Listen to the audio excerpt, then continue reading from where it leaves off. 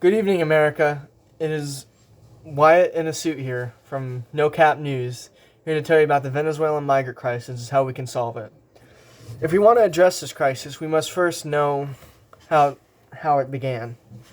Firstly, a lot of political unrest, the economic crisis going on, and the systemic and blatant human rights violations were the main factors that led to the migrant crisis. Even though the situation is very dire, and the region is clearly struggling to keep it in check, the international community has done little to nothing to try and solve this issue. What action has been taken by the UNHCR, as well as the International Organization of Migration, in which they requested $738 million in order to assist the countries receiving Venezuelan migrants. However, as of July 2020, only $260.7 million of this request has been received. In addition to the efforts being made by the UNHCR, the people of Colombia have been doing everything in their power to help those fleeing from Venezuela to their country. According to William Spindler of the UNHCR, most people who are arriving from Venezuela are absorbed in cities close to the border. This means that when they're being absorbed into the community, it means that the community is taking them in and providing them with food and shelter instead of leaving them on the streets. Well, they have also been creating shelters for migrants specifically, in which they can house as many migrants as possible, but they start with the most vulnerable. While all of this is very noble and commendable of the Colombian people, it is not enough, and we as an international task force have to increase our efforts to fix this crisis before it gets out of hand. So to bring you some numbers, we have Malachi Williams, our out-of-neighborhood correspondent, here with the facts. Thanks, White in a suit. I have some very critical information that is very important in understanding of the current crisis. Currently, many countries are taking in migrants from Venezuela, starting from smallest to largest. Spain has 58,000, Mexico has 71,000, Panama has taken 94,000, Argentina has 145,000, Brazil with 224,000, and the U.S. with 350,000. Chile with 370,000, Ecuador with 385,000, Peru with 870,000, and Colombia, a country neighboring Venezuela, has taken in 1.4 million immigrants. In addition, in 2010, 155,000 left for Europe in 2011, 159,000 left in 2012, 162,000 left in Venezuela. 2013, following the same pattern, in 2014, 160,000 left for Europe, and then in 2015, 165,000 followed suit. 2016 and 2017 showed the biggest jumps with 160,000 and 208,000 respectively. That's all I have for you fine folks today. Back to you, Wyatt in a suit.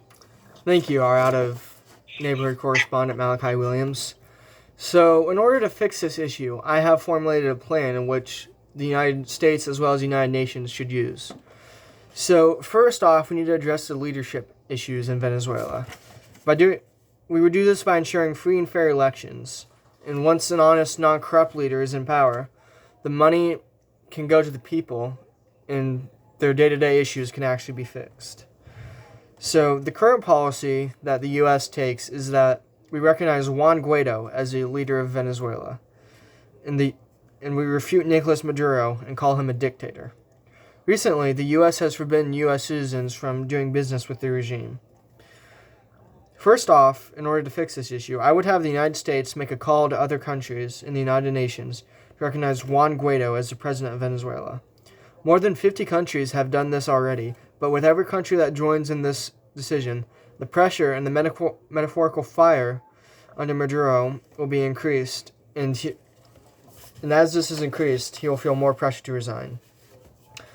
However, one of the main reasons that Maduro remains in power is that he has the military on his side, and there is no armed populace that can hold a candle to them or fight back. With this, he has virtually no chance of being ousted unless the military turns against him.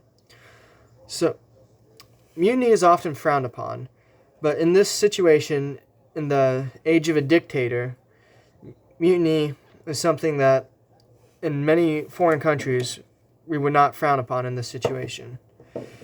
And it's not like a mutiny is something that has no chance of working. As recent as August of 2020, mutinies have worked. According to AP News,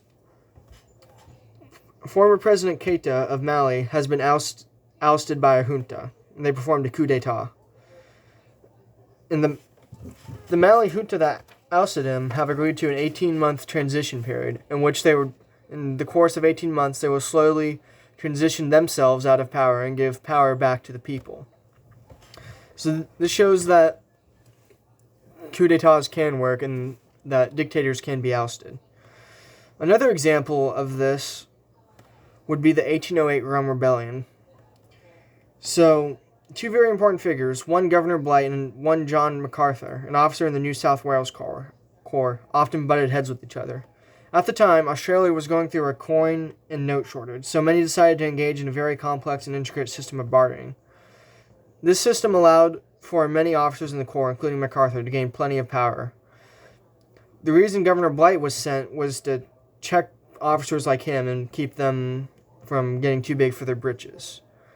So, they went through many years of clashing politically, but in 1808 they had enough, and the New South Wales Corps, being led by Major George Johnston, stormed the governor's home and captured him, and they took over the government temporarily. These examples show that coups d'etats can actually work and oust leaders from control. My plan would be for the U.S. to hold secret meetings with the military leaders to try and negotiate a deal for them to support Juan Guaido so they can oust Maduro out of power. Foreign governments have successfully influenced coups in the past as well, such as the example of the February Revolution in 1917. In this coup, the Germans wanted Russia out of the war so they wouldn't have to fight a two-front war. So they decided to return Vladimir Lenin, an avid socialist who was exiled to Switzerland for his political views.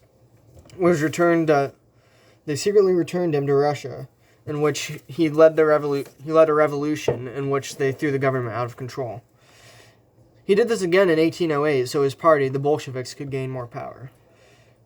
So this shows that governments can influence can influence coups d'etats and force dictators they don't like out of power. So finally, after we have someone who's more competent and in control, then we would provide economic aid to Venezuela. This would be our final step, and it would not solve the issues short term, but over time, many people would not want to leave Venezuela because the situation would start to get better.